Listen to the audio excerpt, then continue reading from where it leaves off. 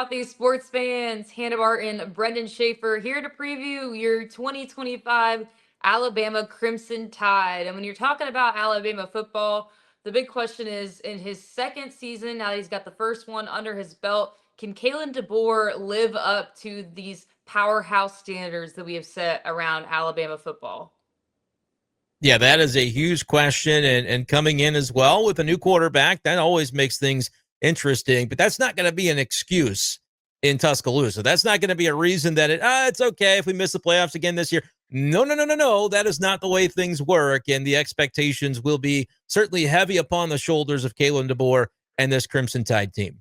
Yeah, 9-4 last season, as you mentioned, no college football playoff, which for a lot of Alabama fans, not making an expanded college football playoff is pretty much as good as a losing season in their eyes. But DeBoer bringing in a new OC and Ryan Grubb, who was with him at Washington, so we know they can have that success. And then, as you mentioned, new quarterback recently has been announced. It's going to be Ty Simpson coming in, taking snaps.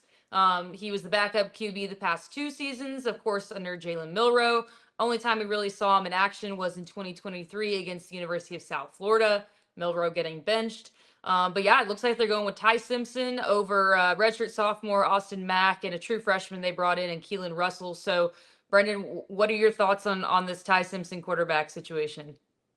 Yeah, it seemed like that was going to be the way that this went all summer, that they were going to start with Ty Simpson. And obviously in Bama land, you'd love to be ending with Ty Simpson because that meant that there was no concern about his performance. But like, it's interesting. We know the pressure's high. Last year, Jalen Milroe wasn't always the automatic starter every single game. Like he ends up drafted in the third round of the NFL draft. And yet the expectation's so high that when things weren't looking the way they wanted them to look, they were exhausting every possibility early in the season, which included at times Ty Simpson. So now he's going to get that opportunity with another year of experience under his belt. Obviously, he has the benefit of one of the premier wide receivers in the country that he'll be able to throw the football to. And I think the running game for Bama should be pretty good as well. We know that they just get dudes. They get athletes on defense and continue to reload. Their depth chart is as impressive as anywhere. So that part is not really going to be a concern for me when it comes to Alabama. It's can this offense demonstrate the consistency that it's going to need against a relatively challenging schedule and by SEC standards to get to at least 10 wins, because last year they said, hey, our 9-3, that's pretty good. It should be better than SMU, but that's not the way that the committee saw it. And so you're going to have to remove all doubt by at least getting to a double-digit win total, I think, this season to get to the conversation to even begin, right? You make the playoff when it's expanded at Alabama, and then you go from there. They've got to get to that 10-win total, I think, to be able to do that, at least on a guaranteed basis.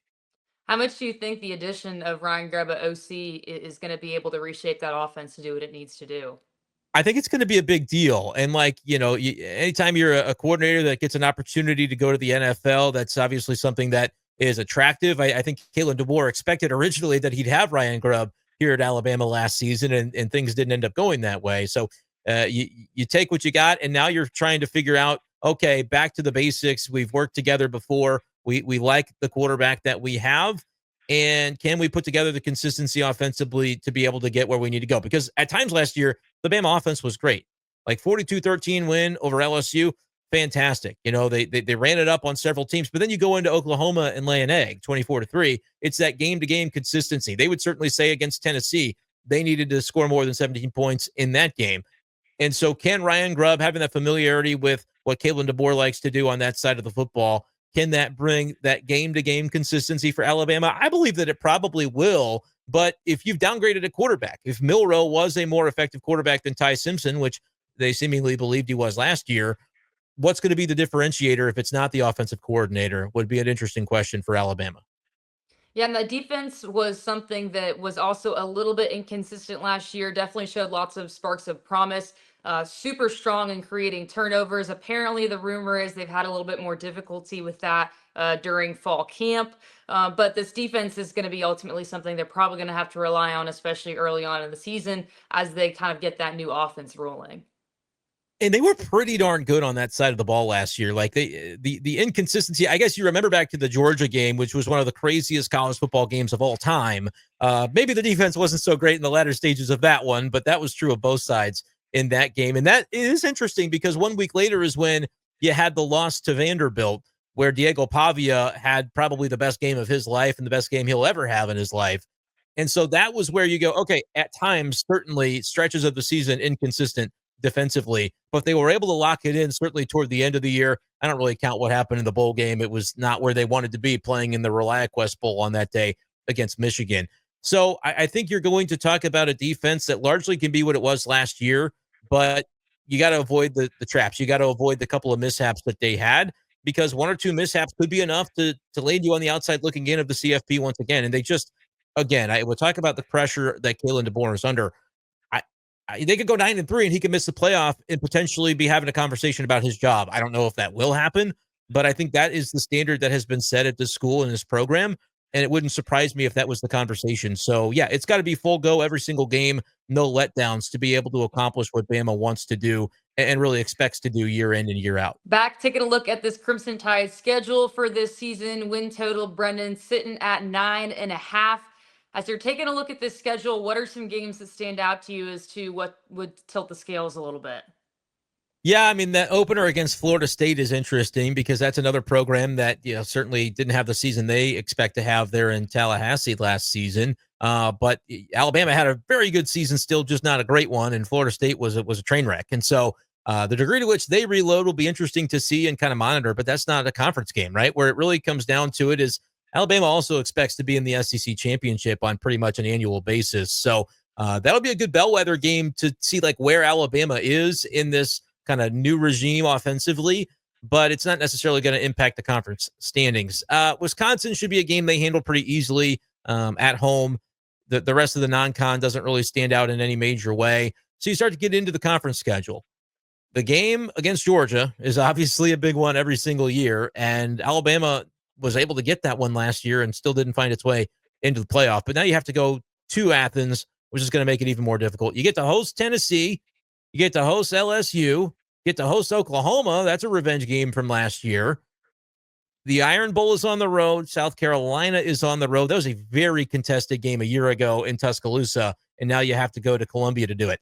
And they also go to the other Columbia. And Missouri is a team that's pretty overlooked, but that's going to be a game they're circling on their calendar if they're able to get off to a hot start. And so it's interesting. There's a lot of games that could be pitfalls, I would say, for Alabama, but it also sets up pretty favorably when you think about the caliber of opponent other than going to Georgia and maybe that South Carolina. They're getting a lot of those caliber opponents at home when it comes to LSU, Tennessee, and Oklahoma. I feel like this is a very interesting win total because it's 9.5. They're basically saying, hey, playoff or bust when it comes to this win total at DraftKings Sportsbook. They could certainly clear it based on where the pitfalls of their schedule are, but they cannot afford any letdowns if they're going to get it done this year. Yeah, the away schedule does kind of stick out to me a little bit because, as you mentioned, they do get the LSUs and the Tennessees at home. But although Florida State is one of those programs where obviously it was not anywhere near where anyone wanted them to be last season, it's still not the easiest environment to go play in. Georgia, not going to be an easy environment to go play in. I think Mizzou's going to be fired up, especially, we had done our Mizzou previews talking about where they could be sitting at record-wise going into that game. I think you go to South Carolina. We talked about on that South Carolina preview, that could very well be a college game day game, depending on where these teams are sitting at. And then you go to Auburn, and again, it's the rivalry game. So you really never know in that one, regardless of how we think Auburn may or may not look this season. So I think what stands out to me is all these away games are kind of in these weird situations. Like Florida State's just kind of weird. Like it's not a gimme, but it's also a pretty easy one. Georgia's obviously very, very tough. Missouri and South Carolina I come kind of lumped together where it's like it could go either way. And then of course you have your rivalry at Auburn. So the away games are just kind of, like I said, kind of weird to me. I think Yeah. it's really going to come down to making sure that those home games like the LSUs, the Tennessees, and I mean, I'm really interested to see this Vanderbilt game just because of what happened last season. I have a Oh feeling boy. that they're going to come in ready to roll and show Diego Pavia a little bit of what maybe they didn't show him last season in Yeah. Nashville. Yeah, give me Bama and the points in that game. I don't know the point spread. I just know that Bama's the play because they're gonna be livid about what happened a year ago. Yeah, I'm almost having to count if I'm thinking college football playoff for Alabama. I have to count the home games as guarantees, even though you can't really do that against LSU and Tennessee. You almost have to get into that frame of mind. And even Oklahoma. I mean, they got popped by Oklahoma last year. So they're not guaranteed wins, but you have to win all 3 of them, because then you look and say, yeah, those road games are games that for Alabama, you 100% expect to win. You go to Auburn and win, you go to South Carolina and win, you go to Missouri and win, but it's not a guarantee. They can, that's where I say, like, the pitfalls are there, because those teams are all going to say, no, those are games that makes our season if we're able to clean up our supposed gimmies and then put an Alabama on the resume. That'll be the announcement to the college football world that we're for real this year. So you can afford to slip up in maybe one of those. But Florida State's the same way. That's another game where, oh no, look at Florida State, how terrible they were last year. We go in as Alabama expecting to win. But suddenly, if you end up dropping, say, like one of those or maybe even 2 of those 4 home games, or road games, Georgia's not a road game that you can expect to win. You'd love to win it, but it's not like you're going to roll out of bed and win it. That's going to be one of the most compelling games of the SEC season. So I think it's interesting. Like, Alabama could very well go into the Auburn game at 9-2. And so it's like, okay, we did it. We're 10-2. We cleared the win total. We're going to the playoff. Not so fast. I mean, you cannot count that game. You cannot count that chicken before it hatches. So honestly, that's my prediction. I predict that Alabama's going to go into Auburn at 9-2, and then they're going to have to make sure they don't get upset by the Tigers in the Iron Bowl to make sure they make the playoff.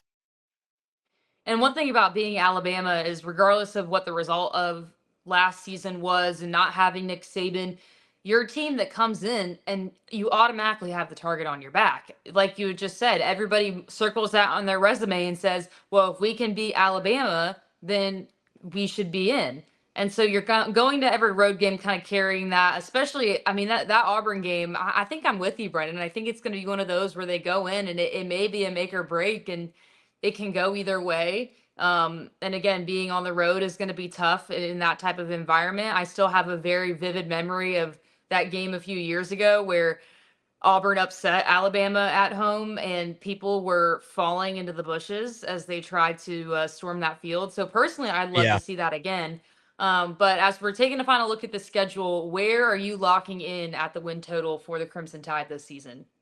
Oh my gosh, it's going to be 9 or 10, and it's going to be razor thin. And like I said, okay, my 1A prediction is going to be 9-2 going into Auburn, because that's what would be the most fun and compelling.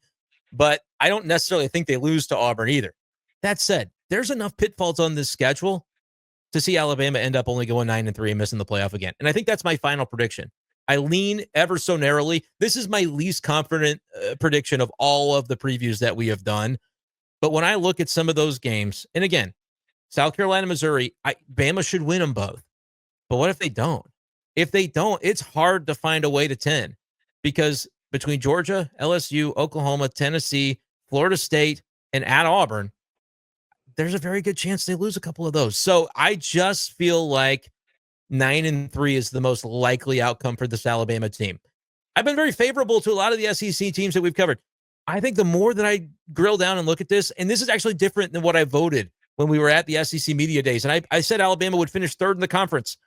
But the closer we get to it, the more I think there's going to be some hungry teams out there that say, you know what, Alabama's had their time, and it's now ours.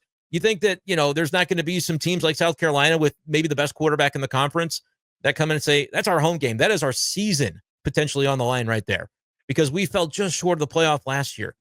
We're going to get there this year. Like, I don't know who it's going to be. There's going to be one of those teams that gets Bama that we're not necessarily expecting to be favored going into the Bama game. And I'm probably taking Georgia in the game at home as well. I know that Alabama won it last year. That's going to be such a tough environment to go into. I think Alabama might even be more talented than Georgia this year, but I think they might have a very similar tale to how last year went. Alabama is one of the best 15 teams in the country. They're probably one of the best 12. I think they're going to end up right like 13th, 14th when it comes to the final CFP rankings and narrowly miss again. Don't throw tomatoes at me, Alabama fans, but they have every opportunity to prove me wrong. I'm going 9-3 with my final prediction, which means under on the win total. And it also means they're going to be probably missing the college football playoff for a second year in a row. We'll be interested to see what some Crimson Tide fans have to say about that, but we'll see what the season looks like for Alabama, if they'll get back to that dominance and if it'll be enough for Kalen DeBoer. Of course, we'll continue to follow them and all these SEC teams moving forward. But for today, that's your preview of the Alabama Crimson Tide.